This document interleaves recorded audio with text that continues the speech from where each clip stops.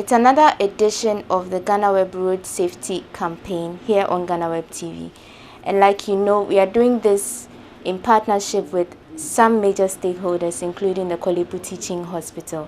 And in today's edition, we have with us the head of Department Accident, Emergency and Orthopedics here at the Korle Bu Teaching Hospital. He's Dr. Frederick Kwarteng. He'll be speaking to us about the situation here and everything else we need to know about how Korle Bu Teaching Hospital is contributing to saving lives as far as accidents are concerned. Welcome, Doc, and many thanks for making time with us. Yeah.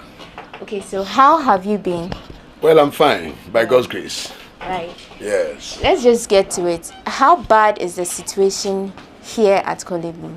How many accident victims come in on a particular day, averagely? You see, Korle Bu is the ultimate referral center in the southern half of Ghana. And it's about the biggest teaching hospital. And therefore, it is the biggest place to receive virtually all the accident victims. We receive the highest number of victims of road traffic accidents relative to other hospitals. And the average number of cases per day may vary, but in a day we can get about 20 cases.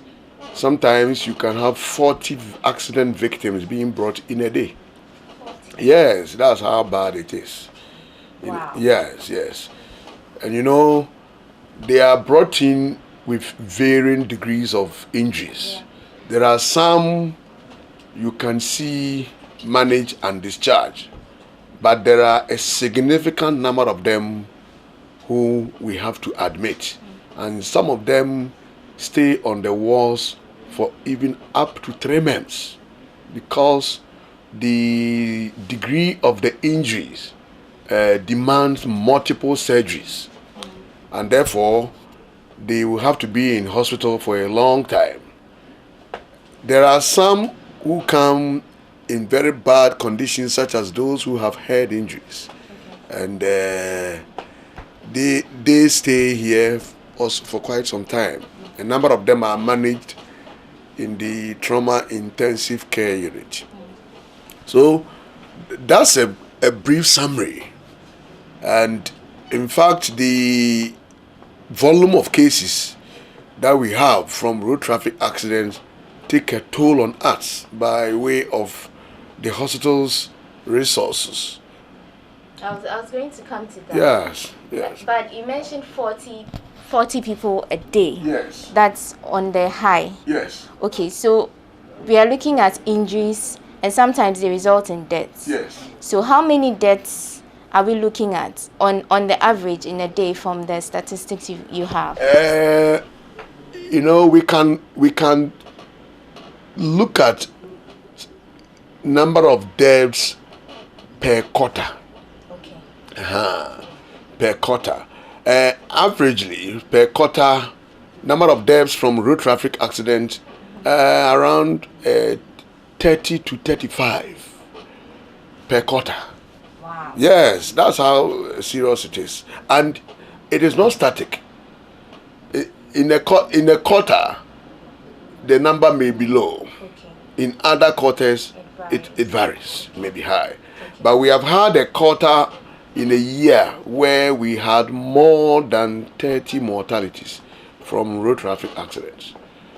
Okay. Yeah. And are there any particular reasons to the differences in the various quarters, or it's just... There are reasons.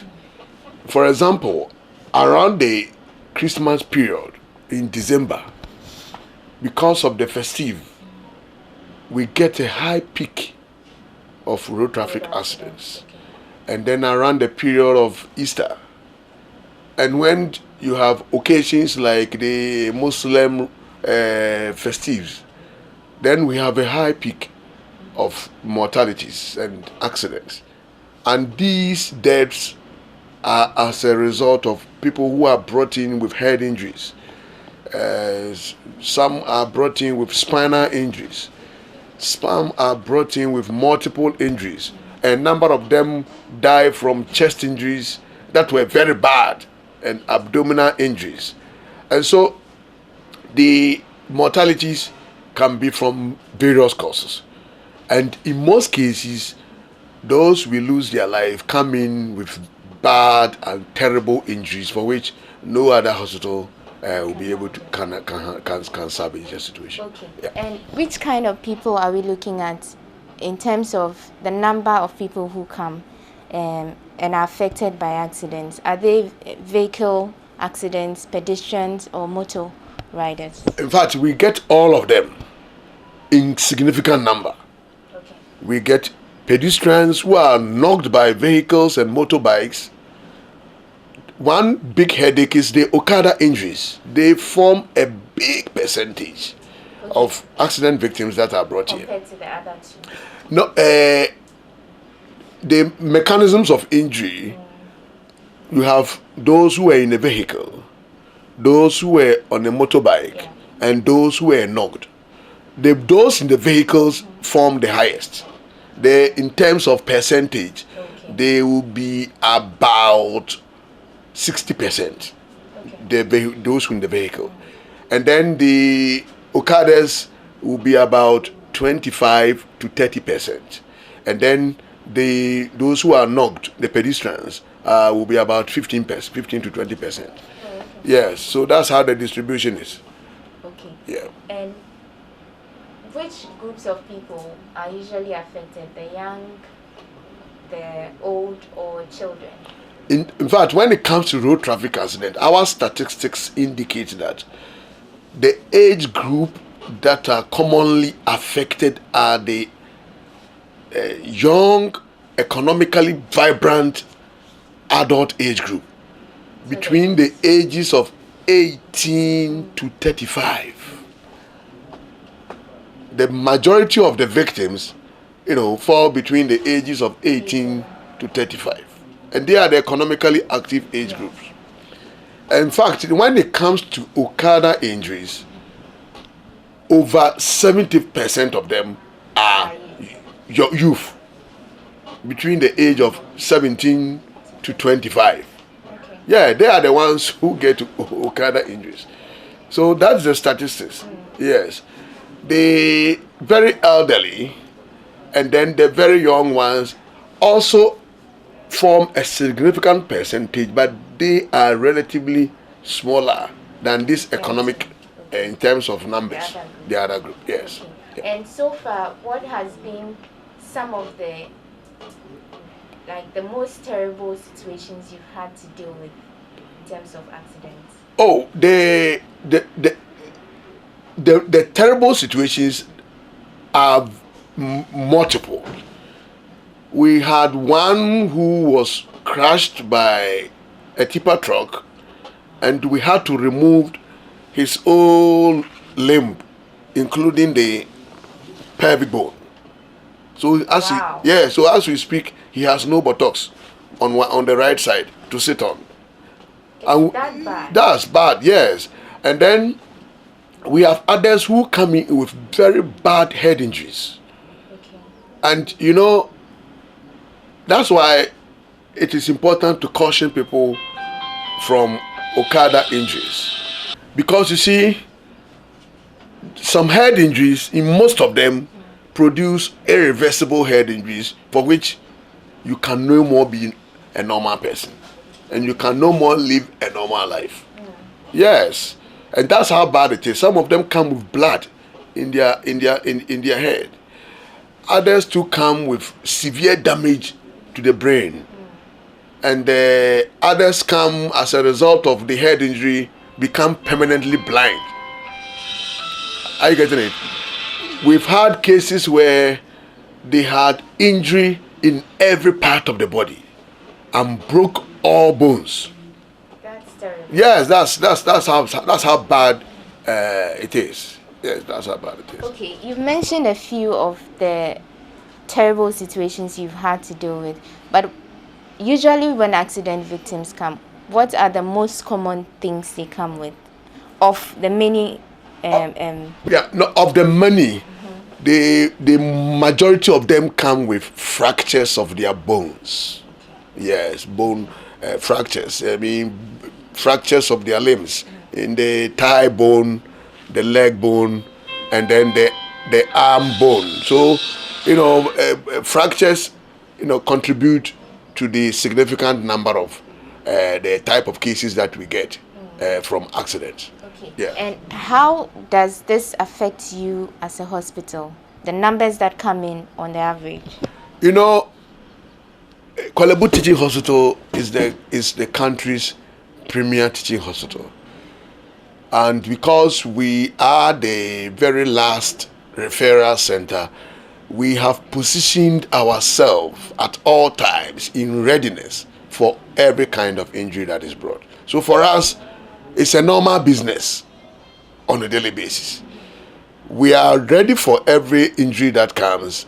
So whatever injury that comes, we are not taken by surprise, and we are prepared to meet it. Okay. And so it may take a toll on our resources, but at the end of the day, the hospital is positioned to take care of everybody who is involved in any accident. That's true, but of course there'll be a lot more pressure on you because most of the cases are referred to you. So when you talk about it affecting your resources, in which particular ways? Are there enough beds for patients who come?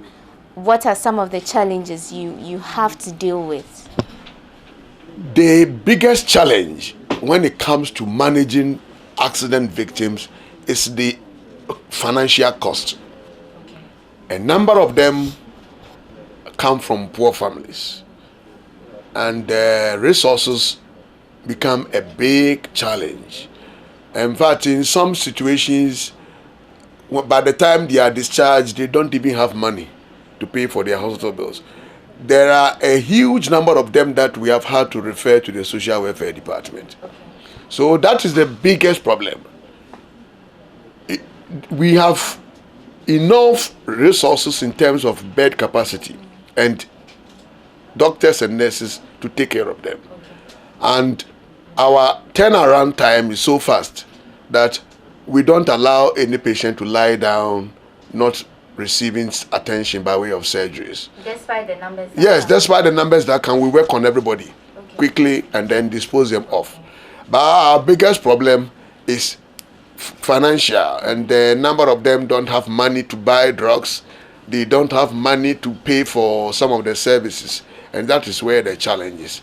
But in terms of bed capacity, we try as much as possible to take in every patient who is brought in with any injury. Yes. With these worrying and disturbing statistics you've given us, would you say that road accidents or road carnages in Ghana has become a national emergency that should be dealt with as such? In fact, as I sit here, I would say it is the number one national emergency. I will say it is the number one public health concern in Ghana, road traffic accidents. Because the number of people who are dying from accidents is not even comparable to the number of people who are dying from COVID-19 in Ghana. Yes. It's a major headache, and it's a big loss to families because people are losing their loved ones. People are losing their breadwinners from road traffic accidents. That every effort should be made to sustain campaign, to reduce or minimize road traffic accidents, because most of them are products of indiscipline on the road. In fact, when it comes to okada injuries are a result of indiscipline from the riders. If they obey road traffic regulations, it will minimize the incidence of road traffic accidents. And then also the drivers who are driving over long distance. And what we have also noticed is that most of the accidents that are brought in here in very bad situations. Majority of them were brought in the night. They were traveling from Accra to Cape Coast or from Accra to Kumasi, and in the night the drivers are sleeping. They are tired. They don't get, they don't rest. They don't park to rest. So these are some of the causes, human errors contributing to accidents. If you are driving any vehicle and you are drunk, you've got to stop. Drunk driving is another major concern. So if we can have education to these drivers in terms of time to move. When you are exhausted, you don't drive. You need to have enough rest. You need to obey road traffic regulations and so on. It will reduce the number. Yeah. Having said this, you've mentioned education and you've mentioned some of the reasons why accidents are on the high. But they are still happening anyway, and these messages have been going round all the time. So what exactly do you think authorities are not doing right to solve the problem? There is one big challenge which comes back to government when it comes to road traffic accidents, and it comes under the umbrella of engineering. Okay. You see, between the major trunk roads in Ghana, for example, the road between Accra and Kumasi, the road between Accra to Cape Coast, all these roads should have been dualized. Because our analysis indicates that most of the fatal road traffic accidents that we are having are as a result of head-on collisions and crashes. We could be avoided if these roads are dualized. And therefore, if you are going to Kumasi, you are unlikely to meet another vehicle coming in your opposite direction. Because you may be driving carefully. Let the person who is coming from your opposite direction make an error. And you who is being careful, you are in trouble. So, but if the road is dualized, then it will prevent a lot of these things. So I think one major problem is an engineering issue which has got to do with dualizing a lot of our major trunk roads. Okay. After the engineering aspect, it is about enforcement. Okay. Enforcement from the police. The drivers who are over speeding, there has to be measures to check them. And then also there should be a mechanism to ensure that drivers who drive vehicles, especially commercial vehicles, in the night, are made to understand that if you are tired, you don't need to drive. And at least there should be 2 drivers on every vehicle that is moving in the night. Okay. So that at any point when you are exhausted, your other driver can take on. If you feel sleepy, you've got to stop. And there should be measures to, take away all these things. If all these things, can be taken away, it can reduce a lot of the accidents. Okay. Those are very major points. But there's also the conversation about okada. Do you think with the rate of accidents involving okada riders, do you think this is something that really should be done away with? The motorcycling practice, which is called okada in Ghana. You think it should be banned? No, I'm not for banning it. Neither am I for legalizing it.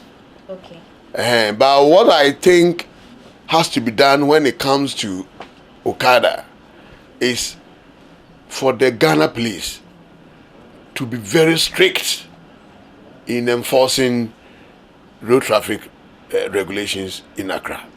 You see, because we've done some analysis and we have looked at people who are using motorbikes as a means of transport but not for commercial purpose. And those who are using it for commercial purposes. Our analysis indicates that those who are using it as a means of transport, like the elderly, are doing responsible driving with motorbikes. But these okadas, drive carelessly and disobey traffic regulations, and they drive with unnecessary speed. And when everybody is parking, they are moving on. When the traffic light is red, they cross it. And then they move through unapproved routes. We have a case of a bank worker, a bank cashier from Fidelity Bank, who had closed from work, was standing by the roadside waiting for a vehicle. And then an Okada driver now pulls out of the traffic, comes off the shoulders of the road, and knocks her down. She's brought to us. We are unable to save the leg, and we have to amputate the leg. You see, that's how it's a lot of indiscipline on their part. That if the law enforcement agencies can be firm on them in enforcing road discipline, then it will bring down the accidents. In fact, everything about Okada is about indiscipline on the road. That's all. So you think enforcement will do it, neither regularization or banning? No, I think it should strictly be enforcement. Okay. The key to enforcement is the Ghana police. Let me tell you, my dear, if the Ghana police become firm and principled to deal with them on the road in terms of enforcing road traffic regulations, we can do a study and look at figures from accident prior to enforcement and then after the enforcement. Okay. But there are suggestions that usually the big hospitals run quickly to amputation than looking for other options of treatment for accident victims. Is there any truth in that? There is a complete false. It's a lie. It's a completely false story. There's nothing like that. Okay. Yes. You know, these are things that people say just to... they are fabricated stories that are said about us. It's never true. In fact, if a patient is brought, our focus and our attention is to save the life and the limb of the patient. Okay. And we do everything to save the limb. When we come to the point of amputation, it means we have gotten to a point where if we don't amputate the person's limb, we will actually lose the human being. So it's a choice. It's a choice. Saving the person's life. Exactly. Or taking away the it's a choice for which there are clear-cut indications. So it's a necessary. It's a necessary decision taken for the good of the patient himself. Okay. Yes. Okay. Every amputation that we do as a result of okada injury are decisions taken only in the interest of the patient, because our primary focus is to do everything in our power to save the limb of the patient. Yes. Okay. Having said that, you've said a lot about what the Korle Bu Teaching Hospital does, but we want in clear-cut terms the role of the Korle Bu Teaching Hospital as far as saving lives is concerned. In fact, when it comes to saving life in road traffic accident, the ultimate, the one in all, is Korle Bu. Okay. Because if the patient will survive, everything is got to do with us. And therefore, we become the central pillar when it comes to accident victims. When you say that, what does that mean? That all other cases are referred to you? Yeah, what it means is that because we are the referral end, all the bad injuries are referred to us for management. And therefore, without Korle Bu, it will have been a disaster when it comes to managing road traffic accidents. Because we have the capacity, we have the expertise, we have the resources, and we have everything to deal with all accident cases. And so we play the number one big role when it comes to managing accident victims. And so the Korle Bu's position in the management of accident victims is more or less the father. Okay. Yes. Okay. Now we want to wrap up. but this is critical for public education. We want you to give some tips to people, eyewitnesses essentially, who have first-hand information on an accident scene.